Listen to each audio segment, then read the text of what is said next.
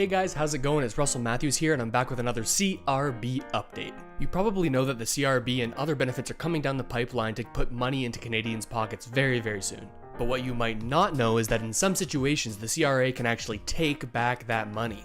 Deep inside of Bill C4, which is the bill that's bringing us the Canadian Recovery Benefit, the Canadian Caregiver Recovery Benefit, and the Canadian Sickness Benefit, inside of that, there's some information about who will be able to keep this money and who will have to give it back. But don't worry, the CRA is not just going to sneak in the middle of the night and steal your money away from you. Later, dude. Follow those cheeseburgers. No, they've put out some pretty fair guidelines that's going to determine how much money you need to pay back. There are some simple calculations that it's super important for you to know if you're going to be getting any of this CRB money, because it will determine how much you need to pay back and if you need to pay back anything at all. Luckily, today we're going to be talking about all of that because you need to be 100% informed to make sure that you're not having to give any of this money back unexpectedly. It would definitely not be the best feeling if you end up having to pay back thousands and thousands of dollars without expecting it. We want to make sure that doesn't happen to you. But before we get into all of that, if you're new to the channel, I just wanted to say, hey, how's it going? It's nice to meet you. My name's Russell and I post videos about business and finance, investing, anything money related, mostly things about personal finance that can help people set themselves up to live a better future. If any of that sounds interesting to you, or if you just want to stay up to date with all of the constantly changing CRB news, then make sure to hit that subscribe button down there. I'll be coming back every single day, sometimes twice a day,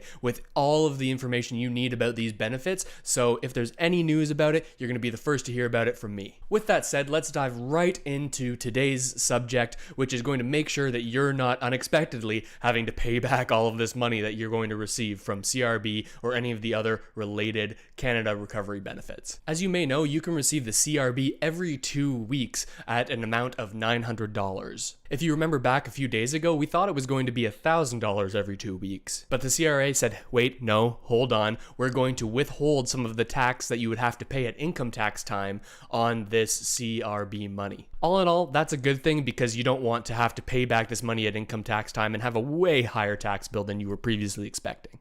Although, depending on your tax bracket, which is determined by how much money you make in a year, you might need to pay back more than this $100 that was withheld on your 2-week $1,000 check. How much extra you'll have to pay back at tax time is a topic for a different video, but I wanted to bring it up because if I'm talking about money you might need to pay back, this is definitely a small section of it. But today's topic is even more important. A couple of days ago, the CRA updated their website with some really important information, and they actually implemented a maximum amount of income that you can make this year without having to pay back any of the CRB. Let's go and take a closer look at exactly what this says so you can know exactly what to expect. We're looking at the section of the website that says how your income affects what you keep. And right here it says you may earn employment or self-employment income while you receive the CRB, but to make sure the benefit reaches those who need it most, there is a difference in how much you can keep if you earn more than $38,000 in the calendar year. This amount excludes CRB payments. Let's break this down a little bit. This is one of the most important parts of the CRB and of the legislation that came in with Bill C4. What this does is it ensures that the people who need the money are the people who are getting the money. And if you have somebody who is making a whole lot more than the $38,000, they're not going to be taking that CRB money. I'm actually pretty impressed with the way they structured it. They set that hard cap at $38,000, and if you make any more than that, then you'll have to incrementally pay back some of that CRB money. One very important thing to note is that this $38,000 cap only applies to money you make from work, which means the money that you make from the CRB payments is not included in this amount. However, inside of this $38,000 cap, it does include some other benefits that you may have received in the past or may receive in the future. On the CRA website, it says that net income includes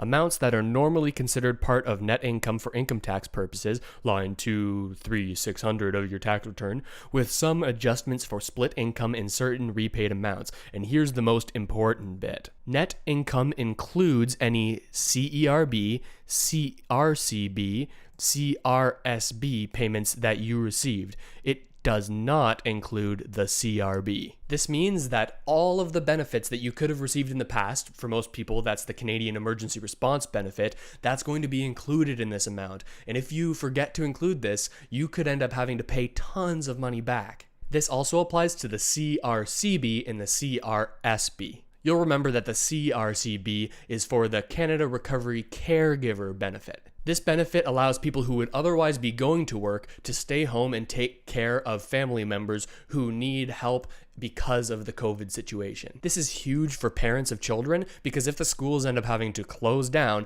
you're going to have to leave work and then start collecting this CRCB because somebody needs to stay at home while they're doing their online learning. And it also applies to the CRSB, which is the Canada Recovery Sickness Benefit, which allows somebody who is going to work and has a job to take 2 weeks off at any time if they are experiencing COVID-like symptoms. It's basically just a guaranteed sick leave for anybody over this next little while with COVID. So all of these benefits, CERB, the CRCB, the CRSB, all of this is included in the $38,000 cap. The only benefit that is not included is the CRB, which is the benefit most people are going to be on. I just really wanted to emphasize this so that you're using the proper numbers in your calculations because I do not want you to have to pay back $20,000 that you wouldn't otherwise be expecting to pay back down the road. One thing I really like about the CRB is that once you hit that $38,000 cap, it's not like you automatically have to pay back every single cent you've ever got. They've worked out a really efficient system for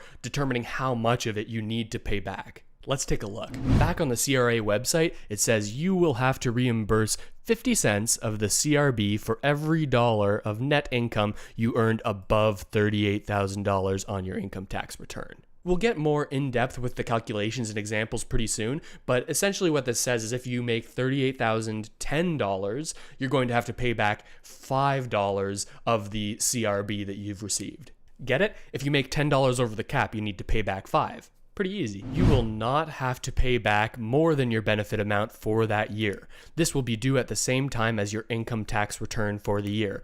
Late payments will be charged interest. Let's say times are tough and you have to take $10,000 from the CRB. Then, in a few months, for some reason, your business takes off and you're making $50,000, $60,000. This is saying you won't have to pay back anything above the money that you took, which is kind of common sense. If you're required to pay any money back, you're going to have to pay it back all at the same time that you pay your money for your income taxes. This is why it's so important to know what this number is going to be that you're going to have to pay back, because it's going to be one big lump sum payment, and if you don't have the money, you could be in some trouble. Plus, if you don't pay all the money back right away, you'll have to pay back even more because they're going to add interest. So you got to stay on top of this stuff. Let's look at the chart that the CRA made just to help us understand it a little bit more clearly. This chart has two columns. The first column is net income excluding CRB, and the second column is reimbursement. If your net income is over $38,000, you will have to reimburse 50 cents of the benefit for every dollar of net income that you earned above $38,000. Basically what we said already. And on the other hand, if your net income is $38,000 or less, you won't have to pay back a penny. Of course, we're all remembering which benefits are included in this $38,000 and which aren't, right?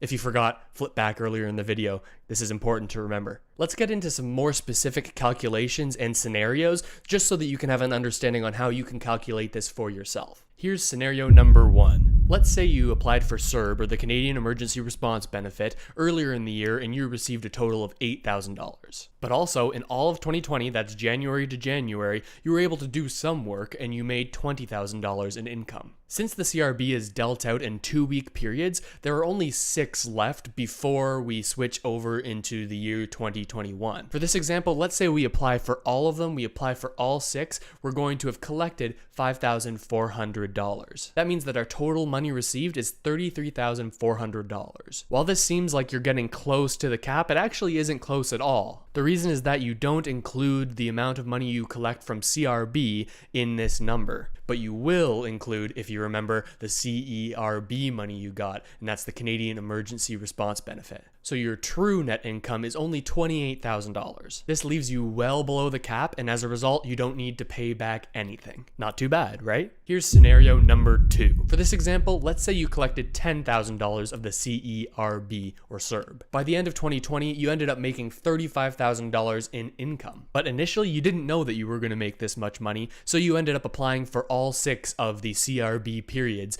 that are in 2020. That adds up to $5,400. If you add all of this together, your total money received is $50,400. But you'll remember we don't include the CRB money, so let's subtract that. That leaves us at a total net income of $45,000. Remember, that includes CERB. Obviously, they made $45,000 in net income, so they're over the cap of $38,000. This means they're going to have to pay back some money, but how do we calculate how much? First, you need to find how much you are over the cap. This is a pretty easy equation. You just take your total net income, subtract what the cap is, $38,000, and that will give you the number that you're over the cap. For this example, that's $45,000 minus $38,000, that's the cap, giving us $7,000 over. Okay, so we're $7,000 over the cap, but how much of that do we need to pay back? Remember, you don't have to pay back all of it. To find out how much you need to pay back, you take the total amount you're above the cap and you divide it by 2. This comes from the whole concept of paying 50 cents for every dollar you make over the cap. For our example, we divide $7,000 by 2, giving us $3,500. When income tax time comes around, they're going to have to pay an additional $3,500 on top of their total for their income taxes. As a recap, they initially got $5,400 from the CRB. They paid back $3,500, so they'll get to keep $1,900 of the CRB that they received. They'd get to keep this money even though their net income was above the $38,000 cap.